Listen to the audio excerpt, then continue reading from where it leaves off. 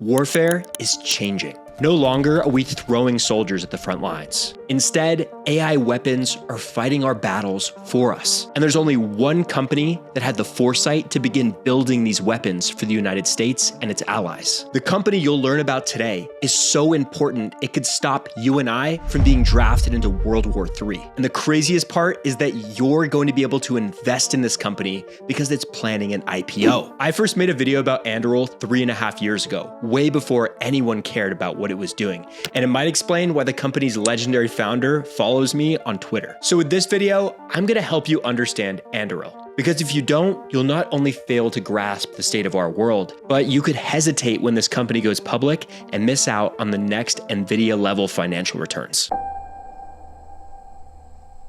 Believing in futuristic companies is all about believing in the people that were crazy enough to start them. And Palmer Luckey is probably one of Silicon Valley's most interesting founders. His story starts in his parents' garage as just a teenager. Most of his friends were playing Xbox, but Palmer was building his own VR headsets from scratch. His breakout moment happened when legendary game developer John Carmack borrowed one of Palmer's headsets for a demo at E3. Suddenly, Palmer's garage project was front page news. In April 2012, Palmer founded Oculus VR and launched a Kickstarter campaign. The goal was to raise $240,000, but they ended up raising $2.4 million. It wasn't long before it caught Facebook's attention because Mark Zuckerberg was always furious that his company hadn't been able to build a hardware platform. In March 2014, Facebook paid $2 billion to acquire Oculus. Palmer was just 21 at the time, and he was excited to build the future of VR at one of the world's most well-resourced companies. But a few years later, something happened that would change Palmer's fate. In September 2016, he donated $10,000 to Nimble America,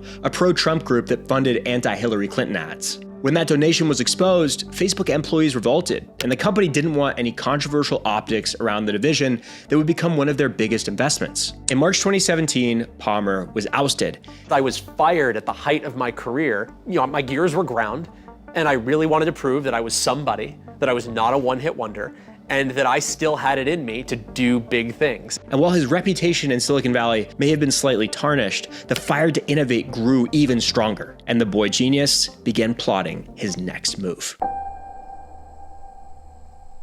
Palmer Luckey didn't start Anduril alone, and the 4 people he united to build this company are still with the business nearly a decade later. The origin story happened when Palmer met Trey Stevens, a partner at Founders Fund who'd previously worked at defense software giant Palantir. Trey wanted to invest in defense tech, but he couldn't find any companies worth backing. Now, this was saying a lot because defense, it's one of the largest industries in the world. I mean, 40 cents of every dollar spent on it globally is done just by the United States. There were a few big problems developing the industry that Palmer and Trey spotted. The defense industry had become extremely consolidated, with only a few big players absorbing all of the spend. This in turn reduced competition, and with a cost-plus business model, which really doesn't incentivize speed or efficiency, a hugely important industry was operating with almost no innovation. Our defense sector was stuck in the past. The biggest defense contractors had stopped innovating as fast as they had before, prioritizing shareholder dividends over advanced capability. At the same time, Silicon Valley's top engineers were optimizing ad auctions and food delivery routes, while China was weaponizing AI, advancing hypersonic missiles, and building the largest navy in the world. Palmer and Trey just couldn't understand why the incredible technological breakthroughs happening in Silicon Valley weren't making their way into the defense world. So instead of finding a company to invest in, Palmer and Trey decided they'd start one from scratch. Brian Schimpf, former director of engineering at Palantir and now the current CEO of Anduril, provided technical leadership. Matt Grimm was also ex-Palantir and became COO. Joe Chen, who'd worked with Palmer at Oculus, was a former paratrooper, and he bridged the gap between Silicon Valley tech and the military reality. Their first meeting was a lunch at Palmer's house with a basic pitch deck, but by the end of the meal, everyone was all in. The name Anduril came from the fictional sword from Lord of the Rings, meaning Flame of the West. The symbolism was intentional. They positioned themselves as defenders of Western values against emerging threats. But then they had to go out and raise money for this business idea, and nobody wanted to give them any. Even with a founder like Palmer who'd had a multi-billion-dollar exit and a superstar team, Anduril still struggled to raise capital. While VCs had verticals around spaces like software and healthcare, none had a focus on businesses building for national security. Palantir and SpaceX had been successes, but both were anomalies because they were founded by billionaires who risked their own capital to get those started. That's why Anduril's team felt a responsibility to prove to Silicon Valley that defense companies could be worth funding. For this video, I was super fortunate to have a conversation with Jackson Moses, a Texas-based entrepreneur and venture capitalist focused on defense, and he invested in Anduril back in 2021 when it was valued at just a fraction of what it is today. And he gave me more context on the company. I remember back in the 2010s, and Anduril wasn't our first or my first defense tech investment. You weren't even in the ecosystem contrarian to be investing in this stuff. You were just a straight up idiot. And it sounds comical, right? Like 10 years ago, knowing what defense tech has become, how it's evolved. Luckily, the team's deep roots to Peter Thiel's Founders Fund got them that initial investment in 2017. But the first product they built nearly destroyed the company. Anduril's first invention wasn't a weapon, it was a firefighting tank. The Sentry tank was a tracked vehicle that could carry tons of firefighting foam and coordinate with overhead drones to battle wildfires. They even got Mythbuster Jamie Hyneman to help design it. The vehicle worked perfectly, but no government agency wanted to buy it. This was a near-death moment for the company. They'd spent months and significant capital on a product with zero customers. And it showed the risks of developing tech for the government without figuring out what they want first. Then, Trump's 2018 federal funding bill allocated $641 million for border security technology. Instead of a physical wall, the government concluded it could use a virtual wall of sensor towers that could detect border crossings. So Anduril pivoted hard into border surveillance. Anduril's Sentry towers could scan 360 degrees for 7.5 miles,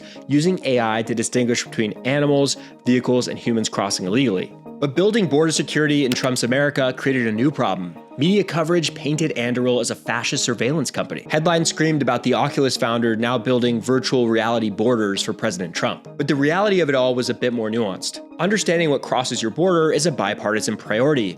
Anduril's Sentry Tower deployments actually grew under the Biden administration. In 2023, the Biden administration allocated $21 million in its CBP budget for further expansion of these surveillance towers. And by 2024, Anduril had hundreds of towers installed along the US border. But border security was just a stepping stone. The real opportunity was preparing America and its allies for the disintegration of global peace. And Anduril's products, like its drones, were ready for action. I want to take a moment to remind you that you can't invest in Anduril yet. There are, however, several companies developing drone technology that you can invest in, and Moomoo helped me find them. There's a ton of brokerage platforms out there, but Moomoo's edge is really the information advantage it gives you when you use it. So firstly, Moomoo has these investment themes to help you discover stocks related to the trends you're bullish on, like this one for the drone industry. Now I can instantly look around in search of some potential investments, like some of these companies who manufacture autonomous drones. Now, as someone who researches stocks for a living now, I can't stress how nice it is not to have to leave the app to do due diligence. You get detailed financials, graphs, the latest news on the stock, insider trade logs, historical and current analyst ratings, and so much more. Another great feature is free access to Morningstar research, which would normally cost you $250 a year. So Moomoo has a special offer for my US audience, where you can get up to $1,000 of NVIDIA stock after making a qualified deposit. So just head over to the link in my description or scan this QR code to claim the offer. All right, time to get into the fun stuff, the section you've been waiting for. Let's dive into Anduril's insane product suite, starting with drones. In 2019, Anduril revealed its first major product after Sentry Tower, the Anvil, an unmanned quadcopter designed to target other drones. It flies at 200 miles an hour and can autonomously identify hostile drones, calculate an intercept course, and physically destroy them. The Anvil M variant even carries an explosive payload for trickier targets. This product addressed a critical gap that traditional defense contractors missed. Existing air defense systems were designed for aircraft and missiles, not small commercial drones. It's unfeasible for a $100,000 Patriot missile to engage a $500 drone. Anvil, on the other hand, could provide cost-effective point defense for swarm attacks from drones. And when drone warfare became the centerpiece of the Russia-Ukraine conflict, Anvil was put to the test. Its success saw the Marine Corps order $200 million worth of Anvil systems for base defense. But this is just the tip of the iceberg. In September 2020 came Anduril's Ghost series. These aren't hobbyist quadcopters. They're reconnaissance systems designed for contested environments. Ukrainian forces have been using Ghost X drones since the war broke out in 2022, reportedly within weeks of Russia's invasion. Having to face off against advanced Russian electronic warfare helped Anduril refine the product even more. The company developed flying mesh networks to enable drone swarms to swap data even amid heavy electromagnetic warfare interference, relaying that data along multiple drones so they can have long data chain links and operate independently from their operators. Proven to be a critical arrow in the quiver of a modern army, the US Army selected Ghost for their company-level small UAS program. This means thousands of units could be deployed across infantry companies. But of course, drones aren't just defensive assets. What happens when they're put on the offense? In 2021, Anduril acquired Area 1, the company behind the Altius family of loitering munitions. It was a strategic move to add kinetic strike capability to their surveillance and defense portfolio. Altius drones are basically the modern version of Japanese kamikazes. They fly to an area, loiter for extended periods, then strike targets autonomously. They can patrol an area, identify targets using computer vision, and coordinate strikes with other Altius units. Ukraine has been using the Altius 600M since 2023, being supplied by the UK through contracts worth £30 million designed specifically for destroying Russian armor. But in 2023, Anduril upped the ante around its aerial defense capabilities again with a new product that might be one of its most impressive. Unlike the Anvil, the Roadrunner is designed for intercept missions, but at much longer ranges that are capable of defending assets like naval destroyers. It launches vertically, with twin turbojets to intercept threats at high speed. The biggest breakthrough was reusability. Unlike traditional interceptor missiles, Roadrunner can land vertically and be used again. The economics really make this product a game changer. Traditional interceptor missiles cost $3 to $4 million per shot. For example, the Navy spent nearly $1 billion on interceptor missiles against Houthi drones in 15 months on the Red Sea. Roadrunner, on the other hand, can conduct hundreds of missions over its operational lifetime, and the Navy is already looking to roll it out on some of its ships. And speaking of the Navy, Anduril recently expanded into the underwater domain with a new product called Dive LD, a 3-ton autonomous underwater vehicle for extended deep-sea missions. It can conduct mine countermeasures, anti-submarine warfare, seafloor mapping, and infrastructure inspection. The strategic importance cannot be understated. Some of the world's most critical infrastructure is housed underwater, from oil pipelines to the fiber optic cables that carry your internet traffic. Anduril's autonomous underwater vehicles provide persistent coverage at a fraction of the cost of traditional submarines. Australia awarded Anduril a joint development program for their Ghost Shark autonomous submarines based on this Dive LD platform. And Anduril is also expanding its underwater product ecosystem, which now includes a seabed sentry system, guided torpedoes, and a larger Dive XL platform. So if you're a savvy investor, there's actually a really exciting opportunity here, which is there's a publicly traded small cap marine robotic stock that supplies the batteries and sensors that power Anduril's Dive LD submarines, and I think it's gonna explode. If you want access to my full in-depth research on this company,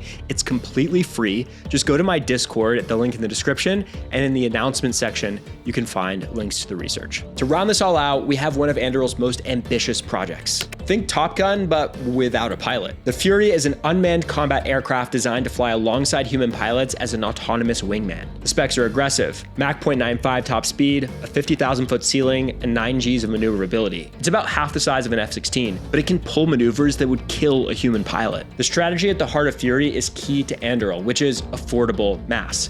Instead of building fewer, more expensive manned fighters, you deploy swarms of autonomous aircraft that overwhelm enemy defenses. Each Fury costs a fraction of the F-35, and it can be risked in a way that we would never risk a human pilot. Fury is part of the Air Force's Collaborative Combat Aircraft Program and expected to fly operational missions by 2028. The business model implications are huge because fighter programs have been a real sore spot in the military-industrial complex. For example, the F-35 program began in 2001 and is now over 10 years behind schedule with $183 billion in cost overruns, while Anduril designed and built Fury in under 3 years. This represents the fastest product cycle in this category ever in history. But what if I told you all these crazy products I just told you about aren't nearly as important as the code that controls them? Anduril is as much a software company as it is a hardware company. Palmer Luckey's original insight was that the future of warfare would be defined by software, not steel. Their core innovation is something called Lattice OS. Think of it as the iOS for autonomous weapon systems that connects all those products I mentioned under one system.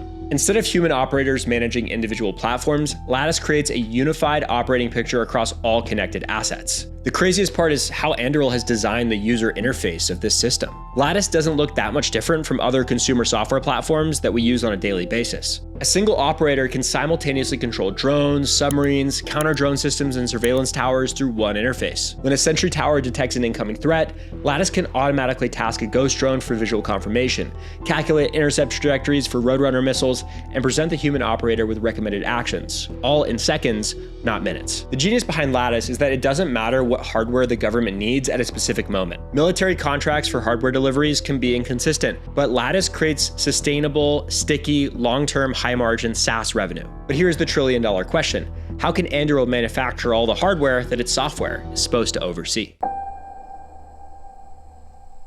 Anduril is building what Palmer calls Arsenal 1, a 5 million square foot hyperscale manufacturing facility in Ohio. The facility will employ 4,000 workers and produce tens of thousands of autonomous systems annually by 2026. But the real innovation is the manufacturing philosophy. Traditional defense production requires specialized tooling and skilled technicians for each platform. The needs of the military change rapidly though. So a product may be in high demand, but when it isn't, entire assembly lines can become worthless. That's why Arsenal 1 uses common tooling across all of its assembly lines. The same machinery that builds ghost drones can be reconfigured to produce Roadrunner interceptors or underwater vehicles. America's advantage in World War II came from industrial capacity, but now China holds that edge. Anduril's approach represents a path to regaining industrial superiority through composable hardware and software. The same materials and code for one product can be instantly repurposed to make another. The billion-dollar investment in Arsenal 1 signals that Anduril is transitioning from a high-growth startup to a full-scale defense manufacturer. And the capital requirements for it to enter mass manufacturing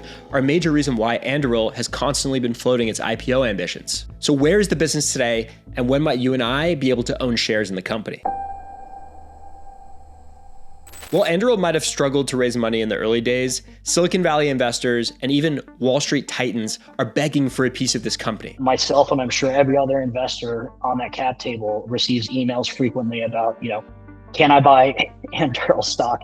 And if so, name your price. It's scarcity, right? There will not be a lot of Andurils. To date, Anduril has raised over $4 billion across 6 funding rounds, and their trajectory tells the story of a company hitting every milestone ahead of schedule. Its Series C in 2020 was at a $1.9 billion valuation, but its most recent round, a Series G in June, put it at a $30.5 billion post-money valuation. This latest round raised $2.5 billion, with massive investors like Morgan Stanley and Fidelity participating. This isn't small venture capital money anymore. These are the big boys setting the stage for an IPO. Revenue growth says a lot about the funding blitz. Anduril doubled revenue to approximately $1 billion in 2024. They've won contracts worth billions, including $967 million from Special Operations Command for counter-drone systems, $642 million from the Marine Corps, and that $200 million I mentioned earlier for Anvil. Palmer has been very clear with the media that Anduril is going to be a public company. We are definitely going to be a publicly traded company. We are running this company to be the shape of a publicly traded company. And with the IPO market red hot after recent IPOs from CoreWeave, Figma, and Circle, now is a better time than ever. Anduril's capital requirements to scale their business necessitate an IPO. But there's a few other major reasons why. For one, Palmer Luckey has stated that massive defense contracts require public status to gain government trust. Another is that he wants ownership in Anduril to be accessible to the American public. At the end of the day, it's our taxpayer dollars that are funding this business. And allowing citizens to own shares is as much an expression of patriotism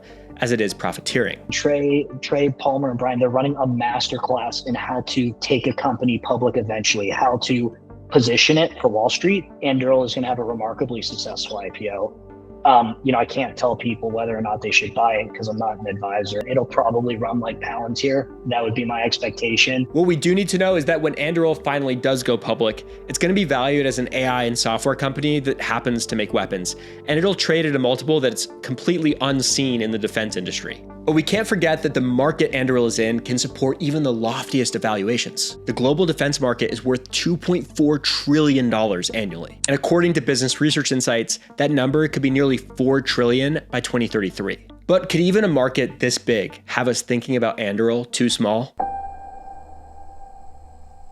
Palantir started as a defense contractor, but today the company has become one of the most valuable in the world by showing that it can grow fastest by bringing that tech to private industry. I think that Anduril could follow a similar pattern. We've talked about the imperative of Western governments to rapidly innovate their militaries, but some of the greatest inventions started with military spending and then made their way to commercial applications with way larger markets. So is defense just the beginning for Anduril? Oil and gas companies operate thousands of miles of underwater pipelines that are vulnerable to sabotage or accident. Anduril's Dive LD autonomous submarines could provide persistent monitoring. Autonomous drones can map farmland, track crop health, and manage irrigation or pesticide deployment. The same sentry systems defending military bases and borders could protect oil refineries, chemical plants, and even sports stadiums from attacks. Just as Palantir's Foundry platform now serves commercial customers across industries, Lattice could become the operating system for any organization that needs to coordinate multiple autonomous systems. We are undoubtedly entering a new world, where autonomous systems will become the norm in every industry we know. And Anduril is preparing itself to either produce or provide the operating system for a significant portion of them. This company is not just defending our future, it's inventing it. Today, we talked about how Anduril is transforming one of America's largest industries. But I also made this video on a publicly traded company that's trying to revolutionize American aerospace with none other than flying cars. Check it out.